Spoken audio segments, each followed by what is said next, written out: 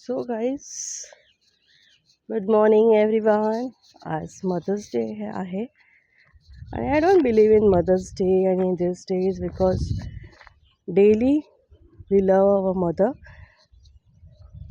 आणि आई रोजच्या रोज असते. त्यामुळे एखादा दिवस आईसाठी, एखादा दिवस बापांसाठी I don't think so it's something this thing. But then too as per the world today is mother's day, so I wish all the mothers a happy Mother's Day, and not only the mothers who give birth, but also to the mothers who love the children like a mother, more than a mother.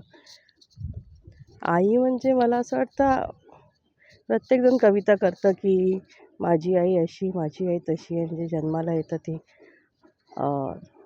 आई तर असते आणि प्रत्येक आई आपल्या मुलावर प्रेम करते. असं क्वचितच काय असेल किंवा नसेलच असं जगात की जी जन्म देते आणि ती प्रेम करत नाही. पण मी अशा आईवर जास्त हे करते जी प्रत्येक मुलाला, मुलीला ह्या जगातल्या आपल्या मुलाप्रमाणे प्रेम करते. ती खरी आई. आणि हे मी माझ्या अनुभवातून मी बघितलं आहे. कारण स्वतःच्या मुलांवर प्रेम करणं हे तर निसर्गाचा नियम आहे आणि हे कोणीही करतं. म्हणजे त्याला शब्द नाही आहे. कारण असं बोलताच येणार नाही. म्हणजे ते प्राणी असो की मनुष्य असो, प्रत्येकाला आपली मुलं आवडतात, ती कशी का असेना. पण मी म्हणते की अशी व्यक्ती जी सगळ्या मुलांना, म्हणजे ते आपले नातेवाईक असो किंवा शेजारी असो किंवा कोणी असो, दुसऱ्या मुलांना आपल्या मुलाप्रमाणे प्रेम करतो. की असं नाही की बाबा हा त्याचा मुलगा आहे, ही त्याची मुलगी आहे, किंवा असा भेदभाव न करता प्रत्येकाला आपल्या मुलाप्रमाणे प्रेम देणारी ती व्यक्ती खरी आई आहे या जगातली. तो आई हा शब्द, खऱ्या अर्थाने मला आई हा शब्द म्हणायचा,